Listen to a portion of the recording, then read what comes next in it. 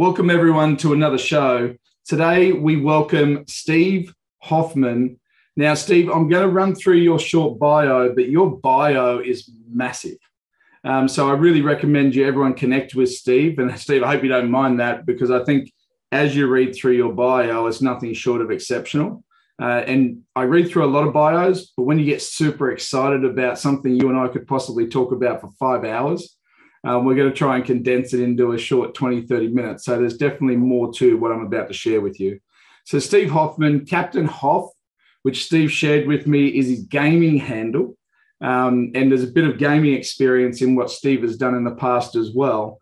Is the chairman and CEO of Founders Space, a global innovation hub of entrepreneurs, corporations, and investors with over 50 partners in 22 countries.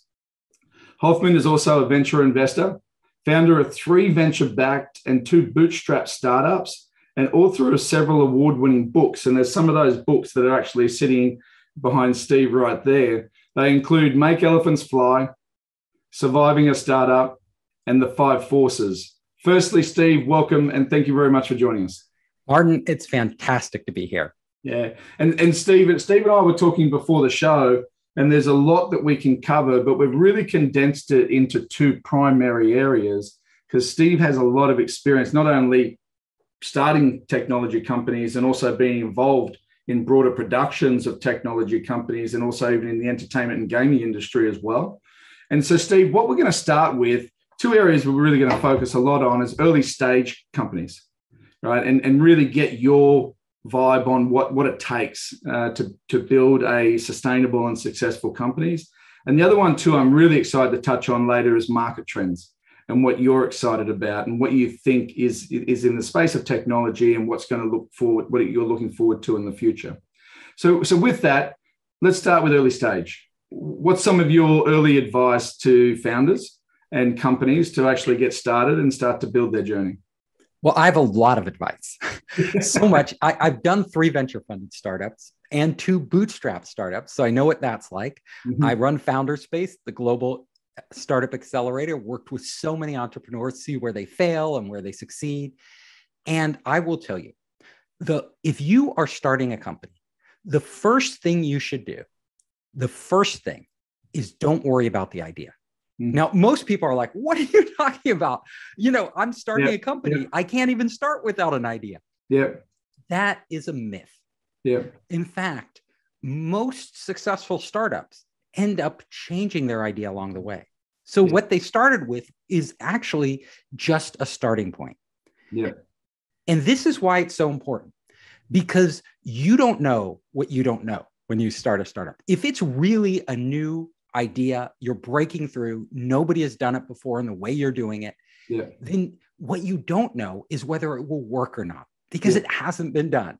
So that's why I tell entrepreneurs, look, come up with 20 ideas, but come up with them not just scattershot all over the place. Pick an area that you're really, really interested on innovating. So let's say I want to transform the food industry, and I have all these different ideas. Well, you're not in the food industry, probably. Most of the best entrepreneurs come from outside the industry, because the people inside seldom innovate. They're too busy just doing their jobs. So they come from the outside. And when you come from the outside, you want to have a completely open mind, because even if you have 20 ideas on how to innovate the food industry, you may be missing the big one. So whether you want to revolutionize farming, change the fishing industry, whatever it is, pick an area, come up with a lot of ideas. And then the next thing you do, you don't start building anything. You don't start raising capital. You don't even start trying to get customers. The next thing you do is you go out and find amazing people who, when you come up with that right idea, can execute on that idea. People who really have talents that you lack. A technologist, if you need a technologist, a designer, a great designer, if you need a designer, somebody who's really good at marketing. The key people that you need, you get them together at the beginning. It's so much better. Because first of all, then they have ownership, like they're a co-founder, they're in it with you.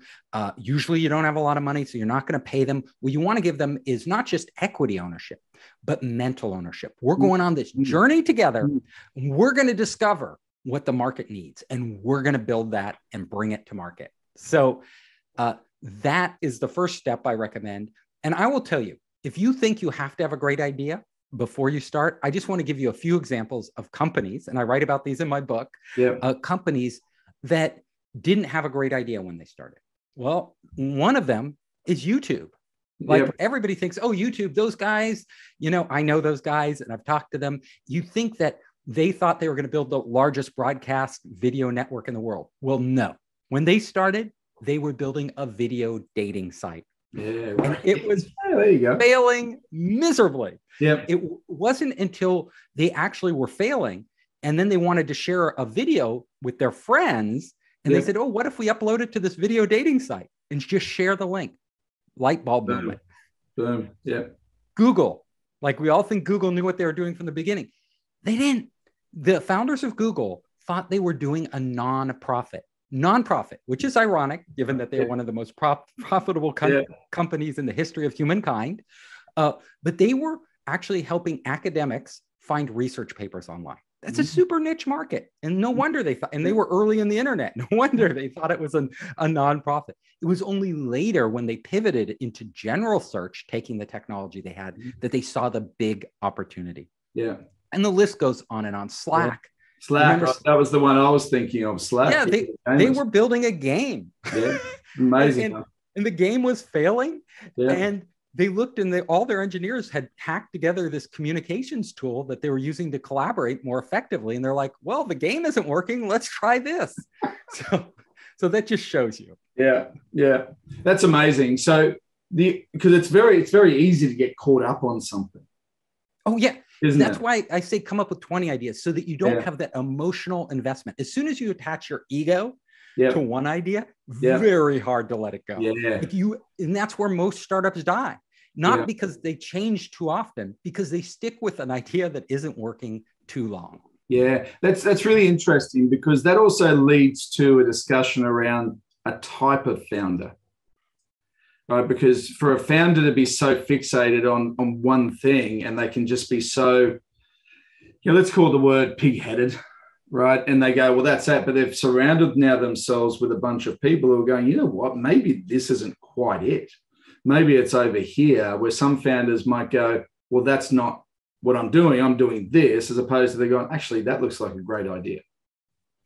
So it happens all the time. Yeah. A lot of times the great ideas are right in front of you, but because you're so fixated on doing this one thing, and a lot of it is that founders think, if I give up on my initial idea, I'm failing. And the more time they put into it, the more money they put into it, the less likely they are to change, even though it's more obvious it isn't working. Yeah. So you always have to challenge yourself. This is how you succeed. You don't exceed. Like some of the best founders in the world didn't come up with their great ideas at all. They weren't even their ideas. That's what you just got to disassociate yourself with. Like Elon Musk didn't start Tesla. It wasn't he was just an early investor. Kalanick didn't start Uber. He was just an early investor. The list goes on and on. Yeah. It doesn't have to be your idea. Great entrepreneurs, this is what my definition of a great entrepreneur. Great entrepreneurs aren't people who come up with great ideas. Those are inventors. Like those, they're inventors and they're lucky people who stumble on them. But really great entrepreneurs who are consistently great are what I call demand hunters. Right. They aren't after an idea. They are out looking in the marketplace for pockets of pent-up demand. That means the world is always changing. New pockets of demand are always forming. And this is where entrepreneurs actually take off. They identify, there's this group of people and they really could do something because of the new technology or new way of thinking about it, new design, innovation. We could do it so much better for them. We could make a product or a service that's just not incrementally better than what's out there, but exponentially.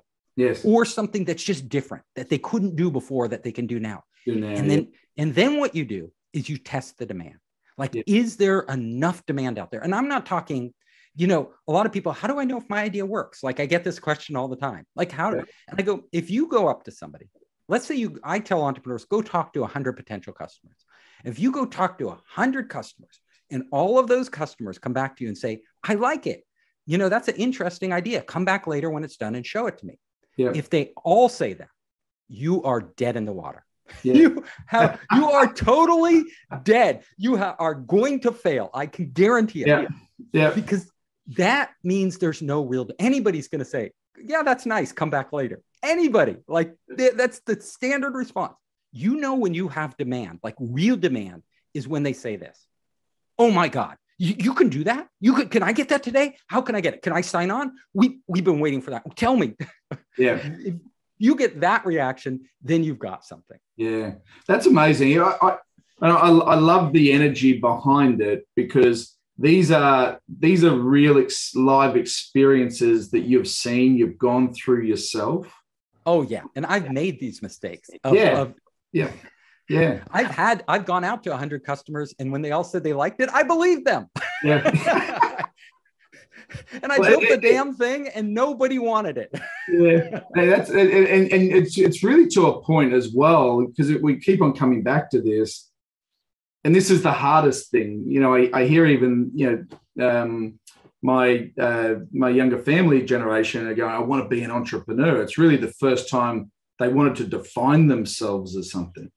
I remember my generation, it was, hey, I want to go into the workforce, and I'll either be very fixated on something, or I'm going to find my way, and I'll get there. But they're being really specific about this word entrepreneur. I want to be an entrepreneur. And it's great. But I think what we all don't understand is you nearly have to fail more, right? Every single day. If you're going to break through, it is a process of failure, repeated failure. This is why I entitled my book Surviving a Startup, because most startups don't survive. Yes. Yeah. And if you're going to survive, you have to be prepared to fail many times. And then it's really important to learn from others. Like really smart entrepreneurs are always asking questions, always asking questions of themselves, of their team, of advisors, of customers. They're like, just because they know I'm going to hit so many dead ends. And the only way around those dead ends is to keep getting more and more and better information. Yeah, that's awesome. And it's an incredibly humbling experience. Startup. Yes. Yeah. And so it is. So I want to ask you, so the idea, that's awesome, because I went to the same companies that you were thinking of, which was Slack and even the Elon Musk story and things like that. You talked about mental ownership, and that really did hit a chord with me. And do you think that this is what today requires, is the mental ownership, or do you think it's actually been there for a while? I've never heard it described as mental ownership before, because typically it is equity, right? It's a particular, the idea of what's going to happen and how we're all going to get rewarded for it. But the mental equity. I think it's really important. Look, if you're going to get somebody to quit their 6-figure job that's comfortable, steady, they're getting stock options and other things if they're in the tech industry, and the compensation rates are like through the moon, through the roof, all the way to the moon. Now, how are you you can't match that. Like they've got to be insane to join your startup at an early stage. I'm talking when it's just an idea, because they're giving up a lot, and it's probably going to result in nothing. But people don't make all their decisions based on strict financial rules. They make their decisions because we're emotional beings. You have to tap into what a person wants to achieve with their life. Like you said it before, you said people see themselves as an entrepreneur. Being an entrepreneur is not just starting a business and making money. Being an entrepreneur is, I want to do something great with my life. I want to make a real difference. I want to make change. I want to build something out of nothing. That's what it is. That's why getting them to become a partner owner mentally, not on paper, but it's much important mentally, of your business, allows them to live that dream with you. And nothing motivates people more than internal motivation. Compensation is external, right? That's something that they're going to get and receive at some future point in time. But the internal drive is what's probably driving you if you're an entrepreneur, because if you're sensible and you have the skill, a lot of skills, you'd get a great job. It's probably driving you, and it's going to drive your team.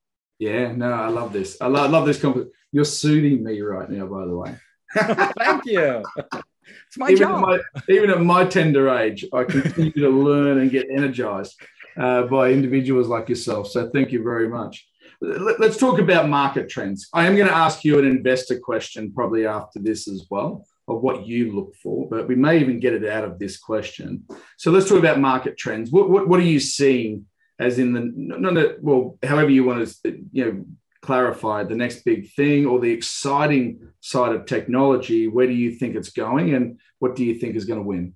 Well, I'll tell you, first of all, there's never, ever in the history of humankind been a better time to be an entrepreneur. Innovation is accelerating. There are more new technologies, more new ideas, more new ways to collaborate with open source emerging every single day than there ever has been before. Like, it's absolutely amazing. And each one of these are potentially game-changing, industry-changing technologies. So, and they have so many applications. Like, think about the AI or the blockchain or any of these technologies, robotics, how it's infinite, the number of applications you could apply them to. So all of these create opportunities for entrepreneurs. And all of these, like as an investor, so I'm in the Silicon Valley region, and I work with hundreds of startups, and I'm looking at what they're working on. And I'll tell you in the near term, midterm, and long term, what I'm really excited about. So near term, like if I want a really good, solid investment, that kind of like, it's kind of a no-brainer. I love SaaS-based startups. Why? Because, any B2B startup, first of all, I can call up the customer. I can see if that demand is there. I can literally look and see, and estimate very simply how many customers are out there. So if they have an amazing solution to a problem all these companies are having, and SaaS is great because I love recurring revenue. Like I want a company that doesn't just make money once and the customer disappears. It's a really hard business model. I want a company that's going to get money over and over and over. That's how you scale a business. So software, king, like software, because it's low, you can do so many things with software, and the cost to build it and the time to build it is so much less than hardware or other things, that I'm big into that. But there are other areas that are super exciting right now. The space industry, like look at it, it's like a whole ecosystem of its own. And I'm not talking the chance of you being the next billionaire rocket boy, like Elon Musk or Branson or Bezos, like, you're not going to do that, like, and compete with those guys.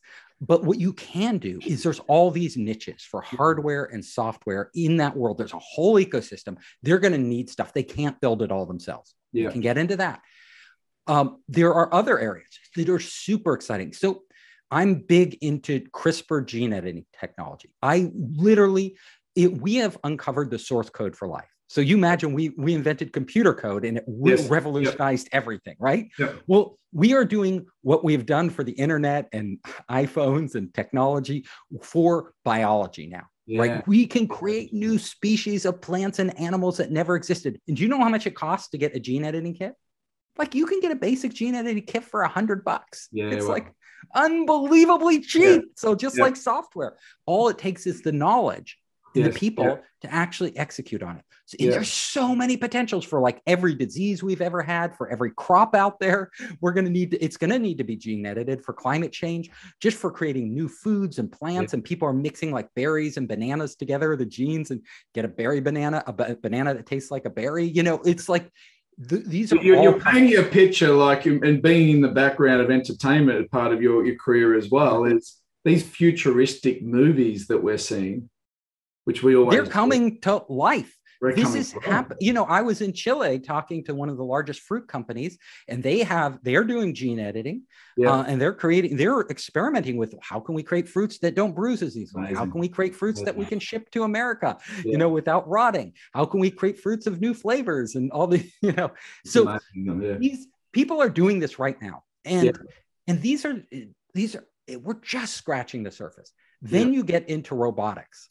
Robotics is hard. It's always harder when you combine hardware and software. It's like two startups in one. So you have a software startup, be thankful. Like it's easy. But literally we are going to see robots doing all sorts of jobs that were never possible before, with new advances in machine learning, deep learning technologies. It's going to be transformative. And if you look, like I'm in the United States right now, we have a shortage of labor, a critical shortage of labor in areas like the food and service industries. There just aren't enough people that want to work in the restaurants. The fields and farmers, people don't want to pick the crops. It's brutal work, like out in the hot sun. Robots are going to have to step in. Elderly care, nations like Japan and China, the populations are aging, massive populations. They don't have enough young people to even take care of all these old people. Robots are going to have to fill the gap. The demand is going to be extreme. When there's extreme demand, big opportunities for entrepreneurs. And let me wrap it up with one more that's really cool. You've probably heard of this, brain-computer interfaces. So Elon Musk and others are developing chips now that you can literally insert into the brain that at some point, and they can actually do this now, they've done it in the lab, you can actually think thoughts in your head and communicate them directly to the internet, directly to the cloud. I was hoping we would stick to our mobile phones being able to do that for us. So we can actually guide it. It's coming, but most of us will not want to get chips in our head unless we are like severely paralyzed, like our entire body. But what they are also developing, the US military and DARPA is putting, and remember, they invented the internet. They are developing the technology now for non-invasive, meaning no drilling holes in your head, brain-computer interfaces. You can just wear them like a headband, and you can upload and download data from your brain. When that happens, we won't need a cell phone. iOS and Android will seem like those ancient compute punch cards. iOS and Android will become punch cards, and we will literally have a brain operating system that interfaces between our thoughts and everything else out there. Well, this is interesting because even the way our children are learning right now, I say to my kids, they ask me questions, and I dare I say I'm a parent, and I sit down with them and we work through some things. But I also say Google is your best friend, right? Because that's what I told my kids. I was like, I can help you, but I may be wrong. Just go online. There's Khan Academy, there's Google, there's every single thing you need to learn is on the internet. In fact, honestly, if you get a kid so that they can read, write, and do basic arithmetic, they can learn everything. They could quit school and learn everything else online. I've got a very good friend of mine, actually was on a previous series that we ran. And, I call him the matrix, the human matrix, because you can basically just data download into this individual. And all of a sudden he's flying planes all of a sudden. And I go to the matrix model because that was very invasive, right? The way that they did it through the back. But the idea of how do you upload things. And that also goes back to the entrepreneur side of who we are as individuals. And again, I would love your thoughts on if I was starting out as a young entrepreneur, because I also believe it's not for everybody, right? As glorious as it sounds, and all the people we've talked about, they've got amazing stories, success stories. As you rightfully said, the mass majority fail. And comes with that is stress, is mental health, is physical health, is friendships and everything that goes with it as well. So what's your advice for a young entrepreneur? And by the way, I would classify myself as an aspiring entrepreneur through the first 2 decades of my career, but I'm a young entrepreneur in my third. Right? I was always entrepreneurial. I can go back and say, actually, you were already there. You just hadn't worked out what it was yet.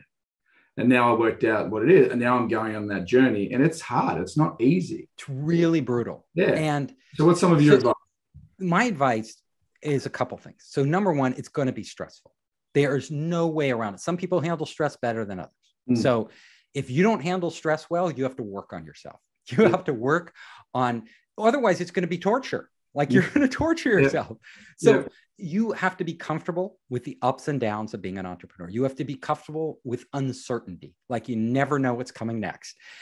You have to be comfortable with financial risk because it's a huge financial risk. Now, the most important thing to surviving a startup, which is in the book I wrote, is not just making your business survive, but like you said, making those relationships around you survive. Is it worth it to have a successful business and lose your marriage, not spend enough time with your kids and regret that when you're older because you don't really know them because you're spending all your time working, lose your best friends because you're just totally out of touch and you never respond to them? No, the answer is no.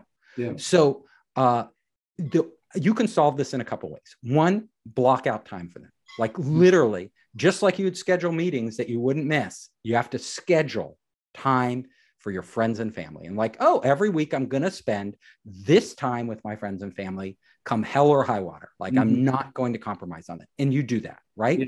Number two, communication. Like most marriages break down, most relationships break down because the couples they aren't communicating in the same way. So you really have to listen to your partner in life, and you and your kids, like they're part of your core thing. Yep. And you really have to explain to them why you're doing it, what it means, and make sure they're on board. Because if they're not on board, it's not going to work. And then you have a choice to make. Like if they are fundamentally opposed to, they don't want the stress, they don't want the risk, they don't want, those things are going to ruin that relationship. Those are just waiting to go off. They're bombs waiting, ticking time bombs. Like they're going to go off. Yeah. So you have a choice then. Am I going to sacrifice this, or am I going to take a different path in life? And not everybody needs to be an entrepreneur. So you just, the way you mitigate it though, is making sure everybody's on board and everybody commits. Not that you force them to commit, that they want to commit. They buy into the dream. They have the same mental ownership that your team does, because they are your team. Your family is your team, and you all have to buy into this. Yeah. I feel like we're having a one-on-one session right now. Those are the best. I'm hoping that my family outside can hear this, and they'll definitely listen to this podcast for sure. Just tell them to talk to me. Yeah, no, that's really cool, because there was something there that really struck a chord with me, which is around making time. And I have told this story before, over a decade ago when I was traveling into Asia every second week. And my son, who's now 14, was 3, and he was getting anxiety around dad traveling all the time. Yeah. And it was interesting. Uber did actively play a role in lowering his level of anxiety, because when he could see the car and track it to the house, he'd mentally process, hey, Dad, the car's here. Dad, the car's here. And by the time the car got there, he goes, Dad, have a great trip. That is great. Yeah. It was really cool.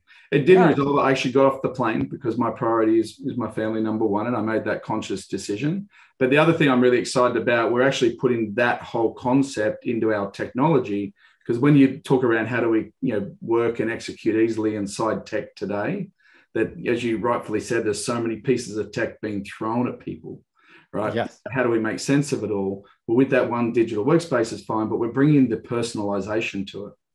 And we want to ensure that people now have the choice to know what they're doing. I call it transparency with context, have an idea of what they're doing, and make sure they're not doing things they don't need to, but they've also got the time to do things they want. And in one view, they can see both.